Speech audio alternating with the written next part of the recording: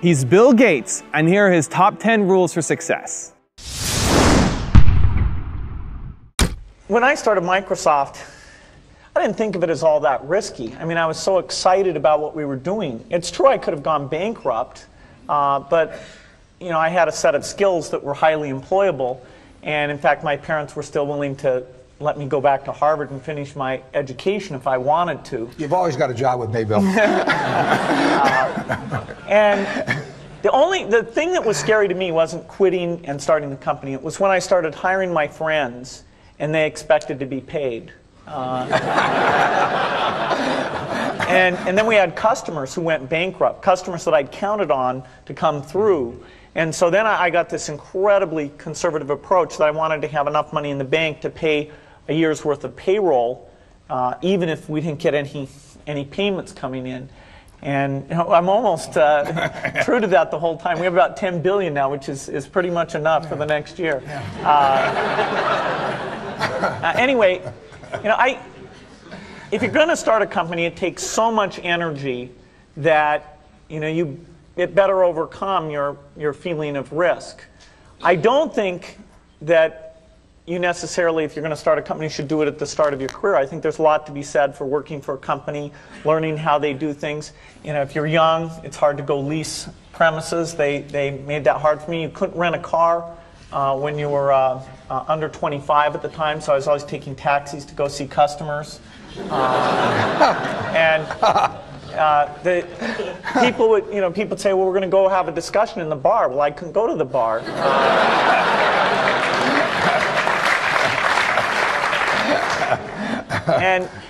But you know, that's fun, because I'll tell you, when people are first skeptical and they think, oh, this kid doesn't know anything, then when you show them you've really got a good product and you know something, they actually tend to go overboard and they think, whoa, you know, they know a lot.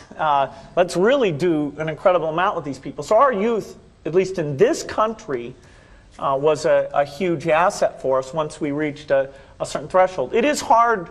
It's hard to hire older people because they'll be a little bit conservative about whether they should come and take the risk. And it took 3 or 4 years before we could go out into the normal sort of employment pool. But those problems that come with starting a firm, you better think of those as part of the pleasure, part of the challenge that is part of the excitement. I want to thank Harvard for this honor. I'll be changing my job next year, and it will be nice to finally have a college degree on my resume. I applaud the graduates for taking a much more direct route to your degrees. For my part, I'm just happy that the Crimson called me Harvard's most successful dropout. I guess that makes me valedictorian of my own special class.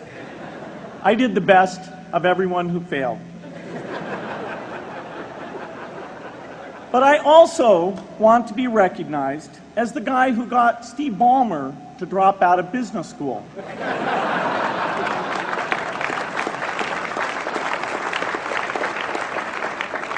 I'm a bad influence.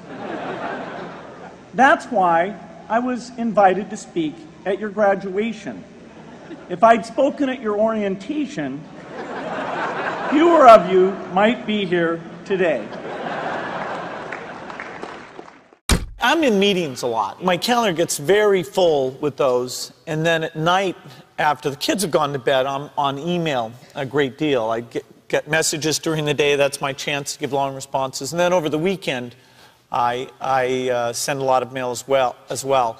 I take 2 weeks a year to just go off and read and think, where I'm not interrupted by work or anything else. I'm just solidly trying to think about the future, and people get to send me things to read as part of that so-called Think Week. So it's a nice mix of things. About 25% of the time that I'm out traveling around, meeting with customers, Europe, Asia, and that sort of helps me think, okay, do we have the right priorities? What are people responding well to, and what would they like to see us do better? Hello, I'm Bill Gates, Chairman of Microsoft. In this video, you're going to see the future, Windows. Microsoft first came up with the Windows concept back in 1983. And today, the leading software users have switched into the Windows environment. It's really incredible how quickly our powerful applications like Word and Excel and PowerPoint have been adopted. It's not just Microsoft applications. Even companies like WordPerfect and Lotus have now come out with Windows applications.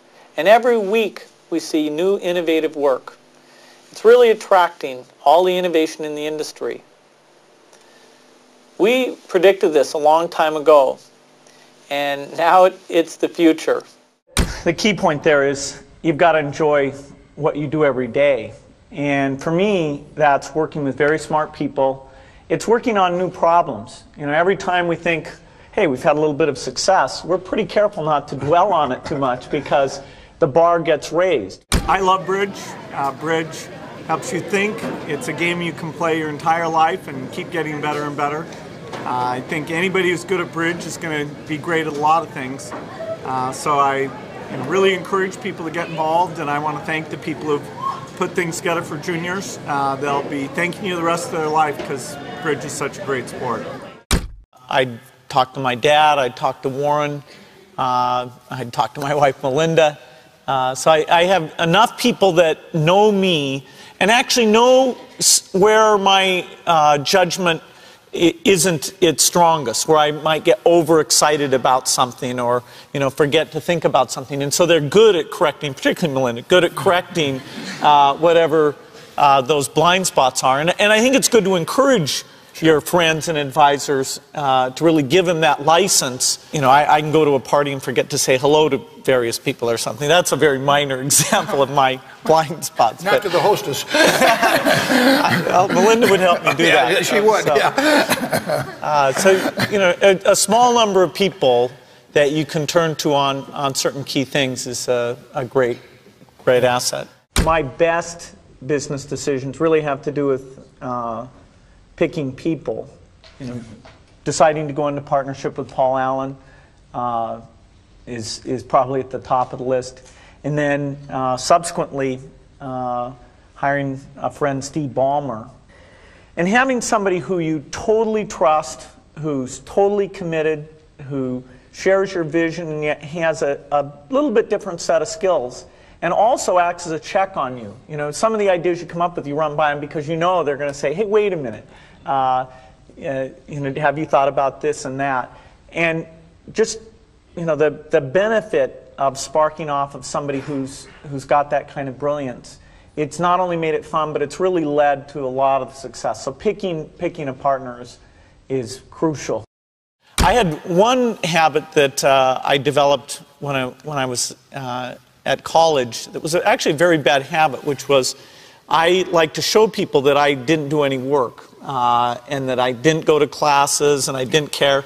And then at the very last minute, like 2 days before the test, I'd get serious about it. And people thought that was funny. That was my positioning, the guy who did nothing until the last minute.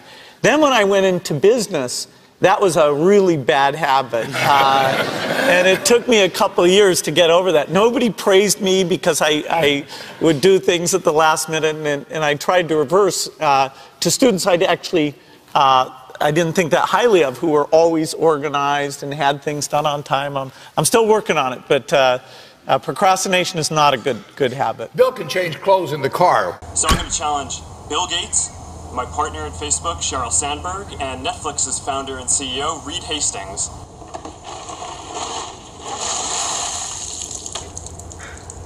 I'm glad to give to ALS. It's a great cause, but I want to accept this challenge. I want to do it better than it's been done. Been working on this, got this design.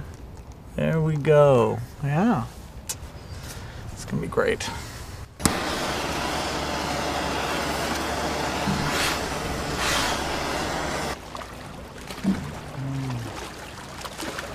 I'm here to join the people bringing attention to Lou Gehrig's disease by taking the ALS Ice Bucket Challenge. I'm going to challenge 3 more people: Elon Musk, Ryan Seacrest, and Chris Anderson of TED. Consider yourself challenged. You have 24 hours. Good luck.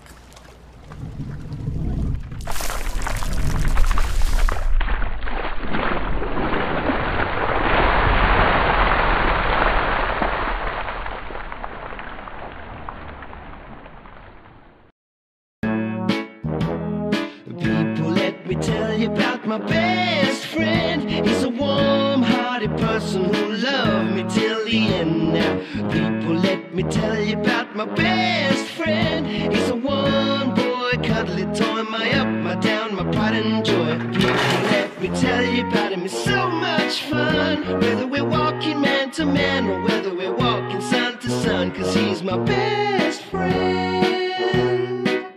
Yeah, he's my best friend. La la, ba da da da ya, ba da da ya, ba da ya. Is it true that you can leap over a chair from a standing position? It depends on the size of the chair. I'll cheat a little bit. Yes!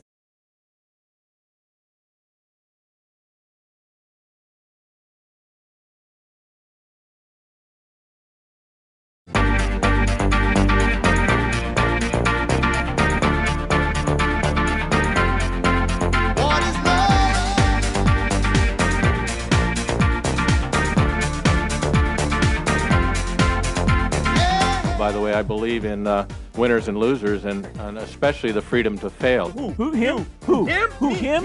Him? Who? Me? I don't know, you're not there. I keep No way! what is love? Baby, don't hurt me. Don't hurt. Oh, behave.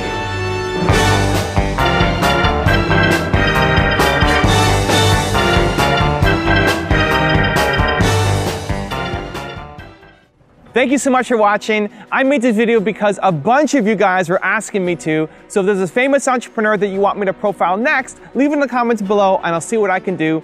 I'm also curious to know what you think of Bill Gates as an entrepreneur and which of the 10 rules most resonates with you. Leave it below in the comments and I'm going to join in the discussion. Thank you so much for watching. Continue to believe and I'll see you soon.